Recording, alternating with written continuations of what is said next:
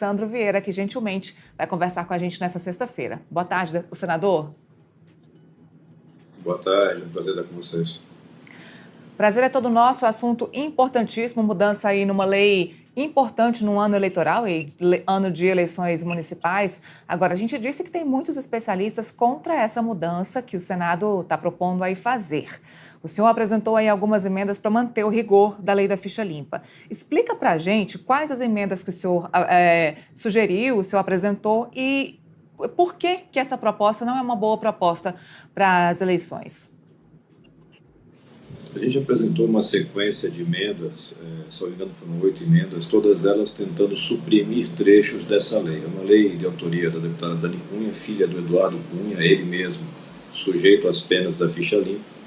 E o que a lei faz, essa proposta de lei faz, basicamente, é facilitar a vida daqueles que cometeram crimes.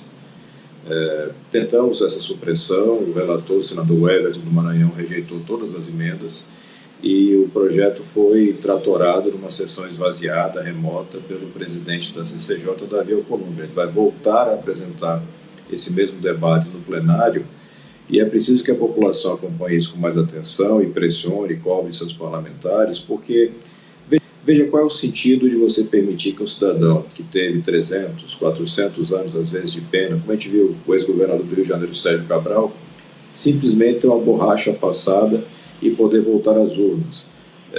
Isso vai se repetir em todo o Brasil, nós temos vários casos notórios.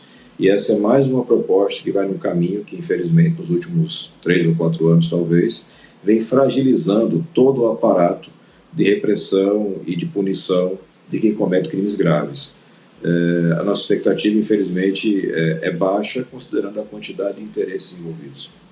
A gente viu muita gente favorável aí da oposição, da base. É claro que isso vai beneficiar muita gente, como o senhor acabou de falar, mas existe algum motivo para essa proposta ter voltado, para a lei da ficha limpa ter voltado aí ao foco do Senado em ano eleitoral? Algum objetivo específico? É uma ação que já se repete, né? Você teve, há algum tempo atrás, a votação de mudanças na lei de improbidade. E as mudanças aprovadas, também naquela época contra o meu voto, resolveram os problemas processuais de, se eu não estou enganado, 14 ou 17 senadores, inclusive o relator da época. Então, essa ausência de pudor em legislar em benefício próprio acaba criando essa situação que é trágica, que desgasta o legislativo, que reduz a credibilidade da população nos seus representantes e que, principalmente, prejudica o interesse público. Não há interesse público nenhum em você trazer de volta à cena política figuras que foram condenadas, inclusive com trânsito em julgado. Quer dizer, no Brasil a gente está rasgando a segurança jurídica, está rasgando a Constituição para beneficiar quem cometeu crime. Eu vou persistir na minha luta, certamente terei parceiros nessa luta, mas hoje seria um quadro de minoria, infelizmente. A gente vem falando aqui no boletim, senador, muito sobre a lei se tornar inócua. A gente falou também sobre a PEC da anistia aqui nessa semana, e a lei da ficha limpa não é diferente. Essas mudanças que são feitas no Senado ou no Congresso Nacional não são complicadas? O senhor acabou de falar, deixa uma descredibilidade grande, tanto para o Senado quanto para a própria lei, mas isso não pode tornar a lei inócua? Aparentemente esse é o objetivo. Reduzir ao máximo as restrições para quem comete crime, trazer de volta para o jogo aqueles que foram julgados e condenados por crimes graves. A gente tem que entender, infelizmente, no Brasil, a instância com potência para resolver isso é o eleitor. O eleitor que tem que ter a memória de, quando chegar o momento de voltar às urnas, lembrar quem foi que votou para aliviar a vida de bandido, quem foi que votou para trazer de volta corruptos, figuras notórias da política, com condenações em processos longos, penas graves. Essa é a única alternativa que nos resta, você ter um eleitor bem informado, que entenda o que está acontecendo no Brasil e que consiga separar, porque não é verdade que na política só tem gente desonesta, só tem bandido. Pelo contrário, tem muita gente honesta.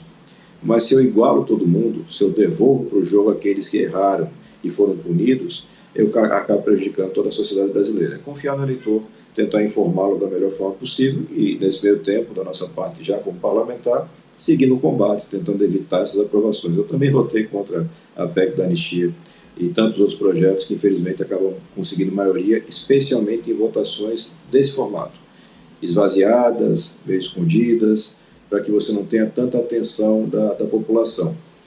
O político, é bom lembrar isso, o político, seja ele bom ou ruim, o político sempre quer a boa atenção do eleitorado.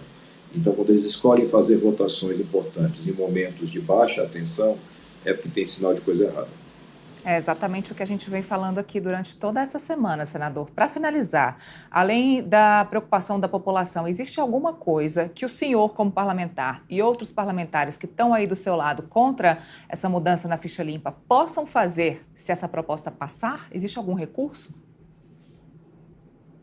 Não, na minha visão, não. Você teria uma decisão que, a priori, vai ter algum questionamento de constitucionalidade com relação a atuar para casos anteriores, mas a gente já viu interpretações que favorecem esse entendimento. Então, de fato, é voto, disputa política, e se de fato a gente tivesse passo atrás da sociedade, é trabalhar para que na próxima eleição a gente consiga avançar. A gente já fez isso. A própria aprovação da lei da ficha limpa é uma demonstração da força da sociedade quando ela entende o seu papel, a sua importância. Ninguém quer ter em posições de poder gente corrupta, condenada, comprovadamente abusiva com relação ao dinheiro público. E é nossa missão tentar fazer com que isso não aconteça. Maravilha, senador. Nós aqui do Metrópolis, eu particularmente continuo acompanhando então essa matéria que agora vai direto para o plenário do Senado. E eu agradeço a gentileza de ter participado aqui com a gente. Muito obrigada. Eu que agradeço pelo espaço.